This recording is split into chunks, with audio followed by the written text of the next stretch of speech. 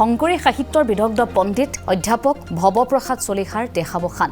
89 বছৰ বয়সত মৃত্যু হৈছে বিশিষ্ট সাহিত্যিক শিক্ষাবিদগৰাকীৰ শ্ৰীমন্ত শংকৰদেৱ সংঘৰ প্ৰাক্তন উপ-পদাধিকাৰ আসনতো আছিল ভৱপ্ৰসাদ চলিহাদেৱ লগতে শ্ৰীমন্ত শংকৰদেৱ সংঘৰ সাহিত্য শাখাৰ প্ৰাক্তন সভাপতিৰ দায়িত্বতো আছিল চলিহা 2020 চনত অসম চৰকাৰে প্ৰদান কৰিছিল তেখেতক শংকৰদেৱ বঁটা গুৱাহাটী বিশ্ববিদ্যালয়ৰ অসমীয়া বিভাগৰ প্ৰাক্তন মুৰব্বী অধ্যাপকো আছিল তেখেত 40 খনৰ অধিক গ্ৰন্থ ৰচনা আৰু লগতে সম্পাদনা কৰি থৈ গৈছে ভৱপ্ৰসাদ চলিহাদেৱে গতিকে বিশিষ্ট সাহিত্যিকগৰাকীৰ দেহাৱসানতে ৰাজ্যজুৰি শোকৰ ছাপ পৰিছে শংকৰী সাহিত্যৰ বিদগ্ধ পণ্ডিত অধ্যাপক ভৱপ্ৰসাদ চলিহাৰ দেহাৱসান এই খবৰ এই মুহূৰ্তত আমালৈ আহি পৰিছে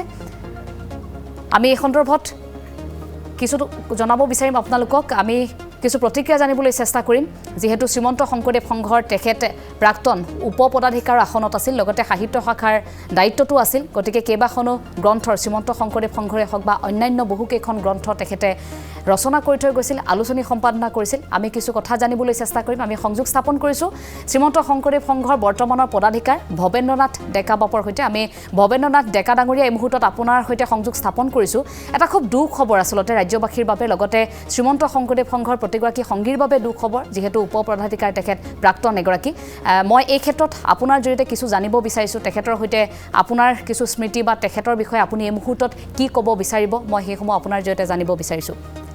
শংকৰ গুৰু হৰিৰাম আজি আমাৰ এটা অত্যন্ত দুখজনক খবৰ হঠাতে আমি পাই পেলাই মৰ্মাহত হৈছোঁ শ্ৰীমন্ত শংকৰদেৱ সংঘৰ এগৰাকী একনিষ্ঠ সেৱক পুৰুধা গুৰুজনাৰ একনিষ্ঠ সেৱক প্ৰথিতযশা সাহিত্যিক আৰু এগৰাকী অধ্যাপক বিদগ্ধ পণ্ডিত ভৱপ্ৰসাদ চলিহাদেৱৰ আজি সন্ধিয়া নিজা বাসভৱনত তেখেত পৰলোকপ্ৰাপ্তি হৈছে বৈকুণ্ঠলৈ গতি কৰিছে পৰৱৰ্তী সময়ত হস্পিটেলত নিছিল যদিও তাত কেৱল ডিক্লেৰেশ্যনটোহে দিছে তেখেতৰ কোনো ট্ৰিটমেণ্ট তাত কৰিব পৰা নাই বাৰু এই খবৰটোৱে আমাক অত্যন্ত মৰ্মাহত এইকাৰণে কৰিছে যে আজি আমাৰ মহীৰুহ স্বৰূপ আছিলে শ্ৰীমন্ত শংকৰদেৱ সংঘৰ এগৰাকী তেখেতৰ জন্মই শ্ৰীমন্ত শংকৰদেৱ সংঘৰ এটা পৰিয়ালতে হৈছিলে সমগ্ৰ জীৱন তেওঁ শংকৰদেৱৰ অধ্যয়নতে আৰু তেখেত অত্যন্ত এগৰাকী পৰিশীল স্বভাৱৰ লোক আছিলে অত্যন্ত নিৰ্জু আৰু এনেকৈ সুন্দৰ তেখেতৰ ব্যৱহাৰ আছিলে বিদগ্ধ পণ্ডিত শাস্ত্ৰজ্ঞ তত্ত্বজ্ঞ আৰু কিমান অসমীয়া সাহিত্যলৈ তেখেতৰ অৱদানৰ তুলনা নাই বিশেষকৈ শংকৰী সাহিত্য আৰু সমালোচনা সাহিত্যৰ ক্ষেত্ৰত তেখেত কিমানবিলাক কিতাপ তেখেতে অত্যন্ত গুৰুত্বপূৰ্ণ যিবিলাক এতিয়াও আমাৰ বিশ্ববিদ্যালয়ত চলি আছে বিভিন্ন ৰেফাৰেঞ্চ বুক হিচাপে তেখেতৰ সম্পাদনা কৰা বা নিজে লিখা কিতাপবিলাক চলি আছে গতিকে আমাৰ শ্ৰীমন্ত শংকৰদেৱ সংঘৰ এগৰাকী পুৰুষ আছিলে আমাৰ গুৱাহাটী মহানগৰী জিলা শাখাৰ তেখেত প্ৰতিষ্ঠাপক সভাপতি আছিলে তেখেতৰ নেতৃত্বতে ইয়াত 78ত এখন বিশাল অধিৱেশন হৈছিলে যিখন অধিৱেশনত সোণাৰাম চুতীয়া বা আমাৰ এগৰাকী অন্যতম পুৰুষে তাত পদাধিকাৰ আছিলে তেখেতে সভাপতিত্ব কৰিছিলে তেতিয়াৰ পৰা গোটেই নামনি অসমত শংকৰদেৱৰ নব্য শংকৰদেৱ যিটো ধাৰা অধ্যয়নৰ ধাৰা আৰু শংকৰদেৱৰ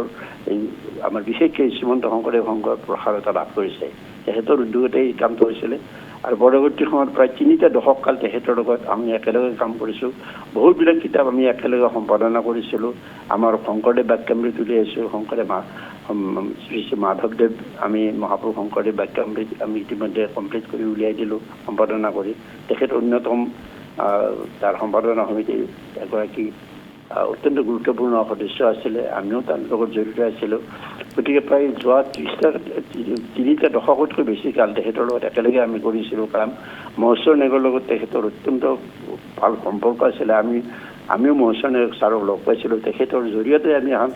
অত্যন্ত গুৰুত্বপূৰ্ণ কিতাপ লেখাইছিলোঁ তেখেতে আমাক দিছিলে শ্ৰী শ্ৰী মাধৱদেৱ বুলি শ্ৰী শ্ৰী শংকৰদেৱ তেখেতৰ চৰিত আগতে লিখিছে আমাক শ্ৰীমন্ত শংকৰদেৱ সংঘক লেখি এখন দিছিলে আমি এটা পাব্লিছ কৰিছোঁ গতিকে আজি ভৱপ্ৰসাদ চলিহা আমাৰ আজিৰ তাৰিখত শ্ৰীমন্ত শংকৰদেৱ সংঘৰে নহয় আমাৰ গোটেই অসমীয়া সাহিত্য জগতখনৰ কাৰণে এগৰাকী অত্যন্ত গুৰুত্বপূৰ্ণ পুৰুষ আছিলে তেখেতৰ বিয়োগত আমাৰ শ্ৰীমন্ত শংকৰদেৱ সংঘৰ অপূৰণীয় ক্ষতি হ'লেই বিশেষকৈ আমাৰ সাহিত্যৰ জগতখনৰ অসমৰ সাহিত্য জগতখনলৈ আৰু শিক্ষা জগতখনৰ লৈও এটা অপূৰণীয় ক্ষতি হৈছে যেহেতু অসমীয়া সাহিত্য জগতত তেখেতৰ যথেষ্ট অৱদান আছে শ্ৰীমন্ত শংকৰদেৱ সংঘৰো বহুখিনি গ্ৰন্থ তেখেতৰ গ্ৰন্থ সম্পাদনা কৰিছে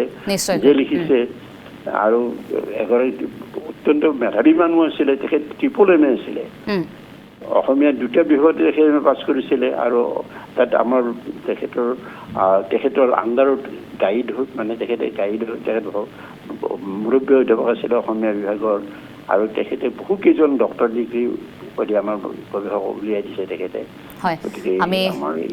আমাৰ বাবে সঁচাকৈ এটা দুখ খবৰ। আপুনি বহুখিনি কথা উল্লেখ কৰিলে তেখেতৰ অৱদানৰ বিষয়ে, আৰু অসমবাসীয়ে তেখেতৰ অৱদানৰ বিষয়ে জানে। গতিকে আজিৰ দিনটোত তেখেতক হেৰুৱাই অসমবাসীৰ বাবে এয়া ডাঙৰ এক ক্ষতি। গুৱাহাটী বিশ্ববিদ্যালয়ৰ এসময়ৰ অসমীয়া বিভাগৰ প্ৰাক্তন মুৰব্বী অধ্যাপক, ইয়াৰ সমান্তৰালকৈ প্ৰায় 40খনৰো অধিক গ্ৰন্থ ৰচনা আৰু সম্পাদনা কৰি থৈ গৈছে তেখেতে। শংকৰীয়া সাহিত্যৰ বিদগ্ধ এগৰাকী পণ্ডিত অধ্যাপক ভৱপ্ৰসাদ চলিহাৰ এয়া মৃত্যুৰ খবৰ। অসমবাসীৰ বাবে এয়া অতি দুখবৰ। আমি ধন্যবাদ জনাইছোঁ আপোনাক সেয়া মন্তব্য প্ৰকাশ কৰিলে শ্ৰীমন্ত শংকৰদেৱ সংঘৰ বৰ্তমানৰ পদাধিকাৰ শিক্ষাবিদ ভৱেন্দ্ৰনাথ ডেকাই। এই খবৰটো আজি ৰাজ্যবাসীৰ বাবে অত্যন্ত এটা দুখবৰ। তেখেতৰ দেহাৱসান হৈছে। 2020 চনত অসম চৰকাৰেও তেখেতক প্ৰদান কৰিছিল শংকৰদেৱ বঁটা। গুৱাহাটী বিশ্ববিদ্যালয়ৰ অসমীয়া বিভাগৰ প্ৰাক্তন মুৰব্বী অধ্যাপক, লগতে 40খনৰ অধিক গ্ৰন্থ সম্পাদনা কৰি থৈ গ'ল ভৱপ্ৰসাদ চলিহাদেৱে।